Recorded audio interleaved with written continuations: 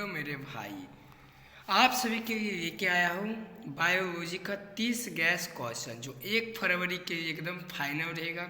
ठीक है, तो चलिए अपना आगे बढ़ते और हमारे चैनल को ज़्यादा से ज़्यादा सब शेयर करिए। अगर रहे तो अपने दोस्तों के पास क्या करिए, शेयर करिए। ठीक है, चलिए अपना चलते हैं क्वेश्चन नंबर 1 पे।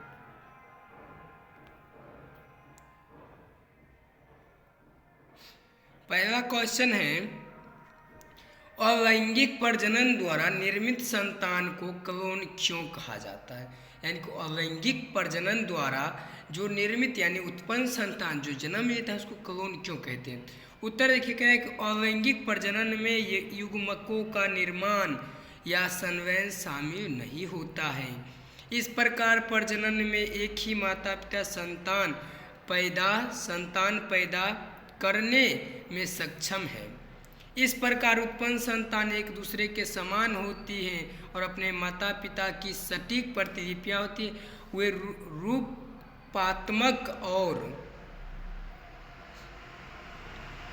रूपात्मक और आनुवंशिक रूप के समान व्यक्त होते, इसलिए उन्हें क्लोन कहता है। जैसे मान लीजिए हम किनके समान है, अपनी मम्मी पापा के समान है। किनके समान है? अपने मम्मी पापा के समान है। जब हम अपने मम्मी पापा के समान हैं तो हम सब क्या हुए, क्लोन हुए। ठीक है, क्योंकि देखिए हम जो है किनके समान, या तो मम्मी के समान होंगे या तो पापा के समान होंगे, इसलिए क्या कहता है, और अलैंगिक जनन में जो जन्म लेते हैं उनको क्लोन कहा जाता है। ठीक है, चलिए अगला क्वेश्चन। अगला कह रहा है, निम्नलिखित कारण बताइए। अमीबा अमर है, कह रहा है कि अमीबा अमर है। अमीबा, यहाँ पर अमीबा होगा। ठीक है, अमीबा द्विविभाजन द्वारा अलैंगिक रूप से प्रजनन करता है। इस प्रकार जनक कोशिका 2 हिस्सों में विभाजित हो जाती है और प्रत्येक तेजी से वयस्क में विकसित होती है। इस तरह जनक कभी नहीं मरेगा, यह विभाजित होते रहता है और बिल्कुल समान संतान पैदा करेगा। यानी कि अमीबा जो है अमर है, ये जहाँ से टूट गया वहीं से वो नया हिस्सा का निर्माण कर लेता है और ये क्या करता है, विभाजन, यानी कि बिल्कुल अपने संतान को क्या करते रहते हैं, पैदा करते रहते। इसलिए अमीबा कहीं मरता नहीं है, इसलिए क्या होते हैं, अमर होते हैं। चलिए अब दूसरा है, वृषण शरीर गुहा के बाहर अंडकोश की थैली में स्थित होते हैं। चलिए ये भी जान लेते हैं। क्या है कि वृषण शरीर गुहा के बाहर अंडकोशीय थैली में स्थित होते हैं। वृषण पतली दीवार वाली त्वचा की शैलियाँ में मौजूद होते हैं जिन्हें अंडकोशिकीय शैली कहा जाता है और ये पेट के निचली दीवार से लटकी होती है। अंडकोशिकीय बैलियों थर्मारगुलेटर के रूप में कार्य करती हैं और सामान्य शुक्राणुजन के लिए वृषण के तापमान को शरीर के तापमान से 2 डिग्री सेल्सियस कम रखती है, क्योंकि पेट का उच्च तापमान शुक्राणु जनन उत्तक को मारता है। यानी कि अगर मान लीजिए आपके पेट का जो तापमान अगर होगा ना शरीर का 3 डिग्री हो गया, तो ये जो शुक्राणु जनन यानी शुक्राणु जिसको हम क्या कहते हैं, स्पर्म, ठीक है, वो जो पैदा लेता है, अगर शरीर के तापमान इतना है तो क्या होगा, यहाँ से उत्तक को मार देगा और वही व्यक्ति क्या होता है, बांझा हो जाता है, जिसको हम कहते हैं बांझा। ठीक है, तो शरीर का तापमान 2 डिग्री सेल्सियस से क्या होना चाहिए, कम होना चाहिए। अगला कह रहा है, GMO पर प्रकाश डाले। कह रहा है कि वह जीव जिसमें बाहरी जीन प्रत्यारोपित किया जाता है उसे ट्रांसजेनिक या आनुवांशिक शोषित जीत यानी कि GMO कहा जाता है। क्या कहा जाता है मेरे भाई? तो GMO कहा जाता है, यानी कि बाहरी जीन जिसमें प्रत्यारोपित हो उसे क्या कहेंगे, GMO। चलिए अगले क्वेश्चन की ओर, क्वेश्चन नंबर 4।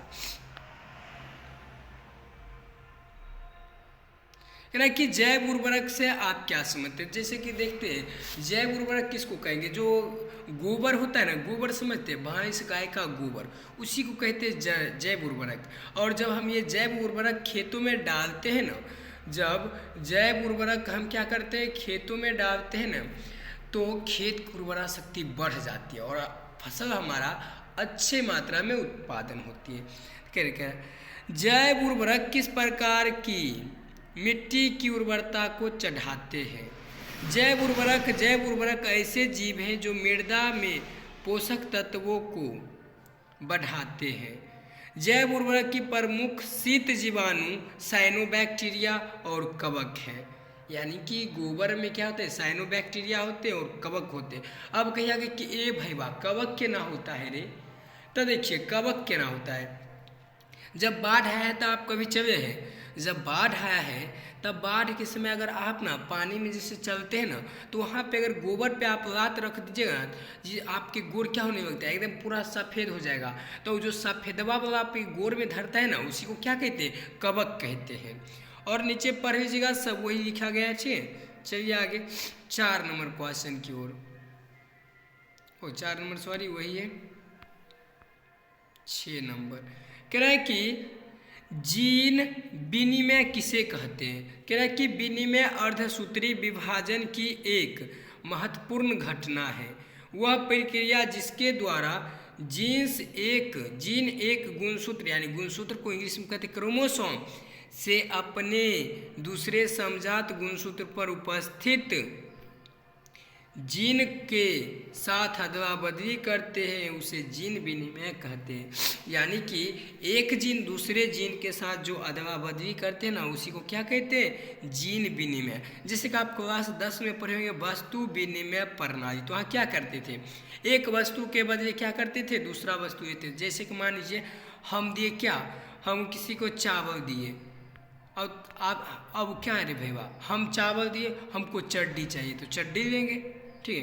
लेकिन ऐसे में दिक्कत हो जाएगा। चावल तुम उनको 2 kg 2.5 kg दोगे, वो चड्डी देगा, सॉरी चलो छोड़ो, वो तुमको क्या देगा? चीनी देगा। तो देखो चीनी के भाव तक ज़्यादा था, मतलब कि मानो कि कुछ ज़्यादा भी हो सकता था, कुछ कम भी। ऐसे में लोगों में क्या होता था?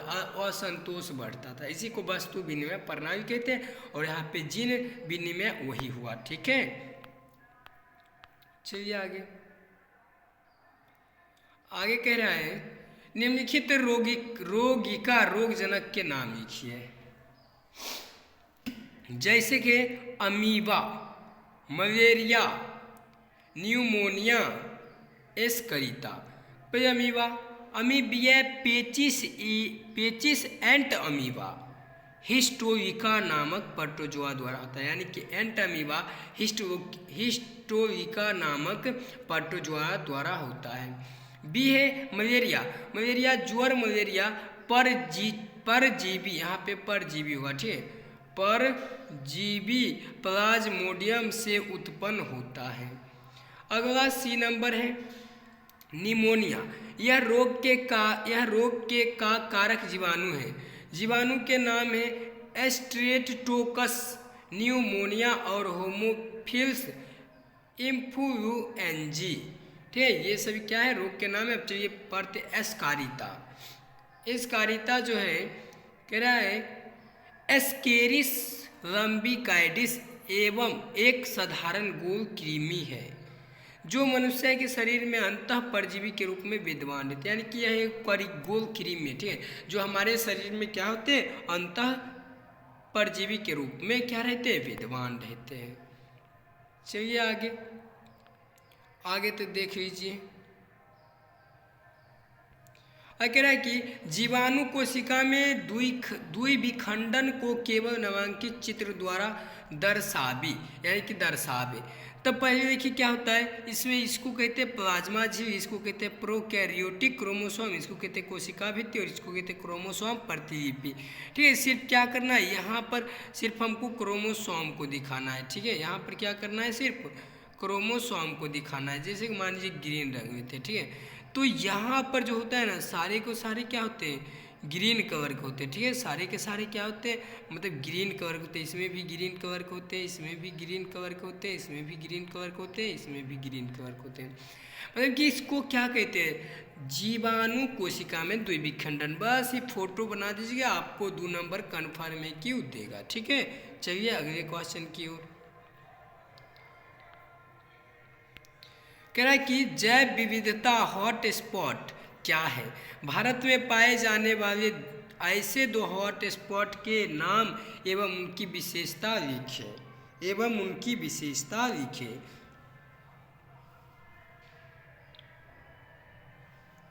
उत्तर, हॉट स्पॉट जैव विविधता के वे क्षेत्र हैं जो मानव गतिविधियों के पौधों वो परोक्ष हस्तक्षेप वाले होते हैं। अब तक कुल 34 हॉट स्पॉट के सूचीबद्ध किया गया है, जिसमें से 3 भारत एवं पड़ोसी देशों में हैं, जो निम्नलिखित हैं: पश्चिमी घाट श्रीलंका, इंडो बर्मा क्षेत्र तथा ईस्टर्न हिमालय क्षेत्र में। यानी कि 3 हॉट स्पॉट है, ठीक है। एक है ईस्टर्न हिमालय क्षेत्र में, इंडो बर्मा क्षेत्र में, और एक श्रीलंका क्षेत्र में, ठीक है। चलिए आगे की ओर।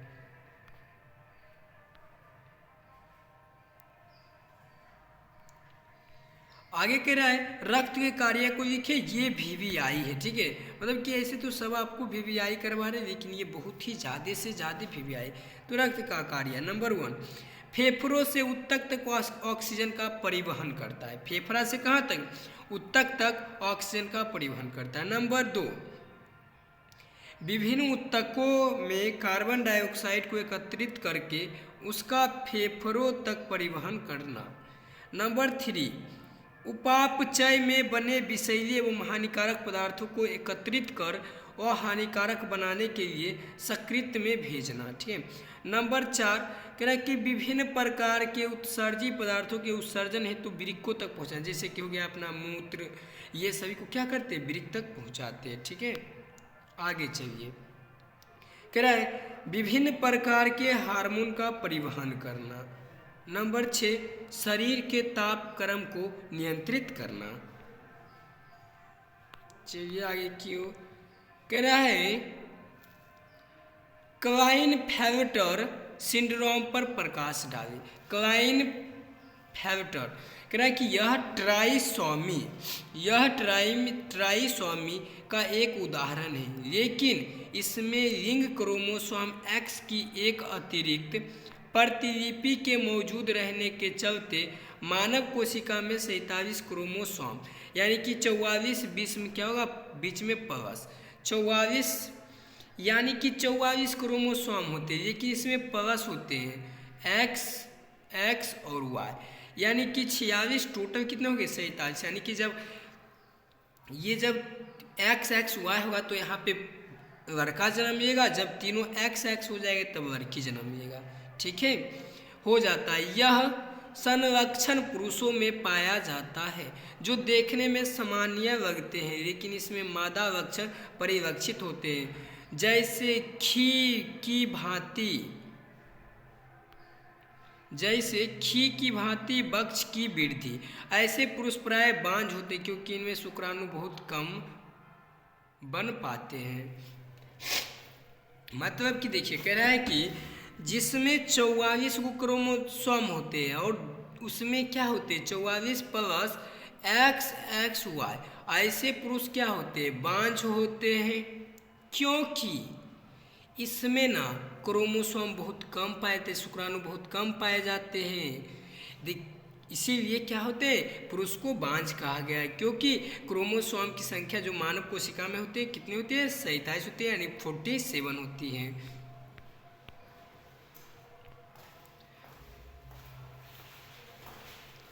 आगे रिकम्बिनेंट डीएनए तकनीकी का संक्षिप्त वर्णन करें।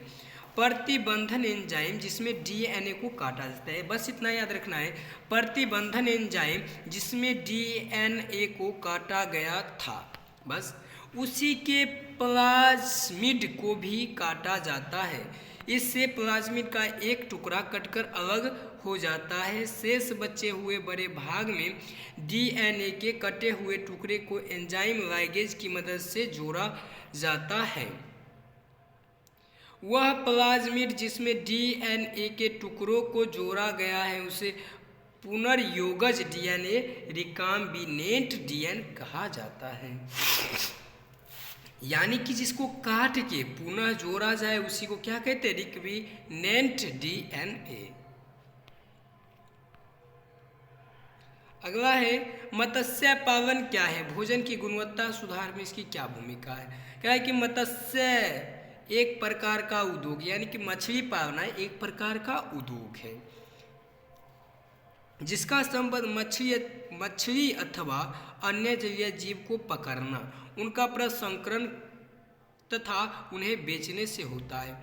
हमारी जनसंख्या एक बहुत बड़ा भाग आहार के रूप में मछली उत्पादों तथा अन्य जलीय जीव जंतुओं जैसे झींगा, केकड़ा आदि पर आश्रित है। भारतीय अर्थव्यवस्था में मत्स्य की महत्वपूर्ण है। यानी कि मान लीजिए किसी पार्टी में हम क्या कहते हैं, चलो आज मछली बनेगा, मछली नहीं तो सबसे जो होता है झींगा, झींगा को देखे समुद्र में पाया जाता है। झींगा कहाँ पाया जाता है, समुद्र में, जिसको हम लोग ठेठिया भाषा में कहते हैं झिंगूर, जो कि रात को बोलता है। ठीक है, ये झींगा समुद्र में पाया जाता है, जो कि बहुत ही मतलब कि जब बनाओगे ना तो ये स्वादिष्ट होता है। और ये केकड़ा तो सबसे ज़्यादा, अगर इसको कोई व्यक्ति अगर हाथ से पकड़ने गया, अगर केकड़ा उसके हाथ को पकड़ लिया तो बिना उंगली के लिए हुए ये अंदर नहीं जाएंगे। ठीक है, तो केकड़ा से मतलब कि हम भी गांव से ही बिलोंग करते तो केकड़ा को हमने बहुत ही देखे। और केकड़ा हमारे जो घर के पास में थे ना, तो नदी होती थी, ठीक है, जिसको गंगा जी कहते, उसी में केकड़ा पाया जाता था। ठीक है, और ये मछली तो वहाँ लोग भर दम खाते, दिन भर पकड़ते थे, बच्चा हो बूढ़ा हो। ठीक है, चलिए मेरे दोस्त आगे क्यों।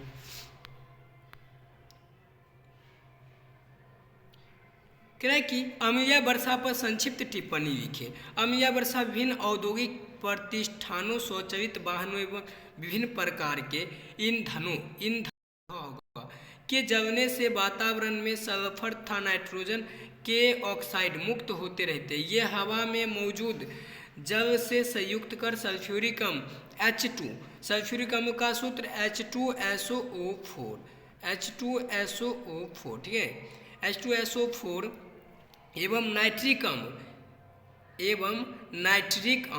NH3, क्या होता है, ये तो NH3 सोडियम, नाइट्रिक अम्ल NO, ठीक है, नाइट्रिक अम्ल NO बनाते हैं। वर्षों के जल के साथ अम्लीय वर्षा के रूप में पृथ्वी पर गिरते हैं। अम्लीय वर्षा में सल्फ्यूरिक अम्ल H2SO4 की मात्रा नाइट्रिक अम्ल HNO की अपेक्षा अधिक होता है। ठीक है, चलिए आगे।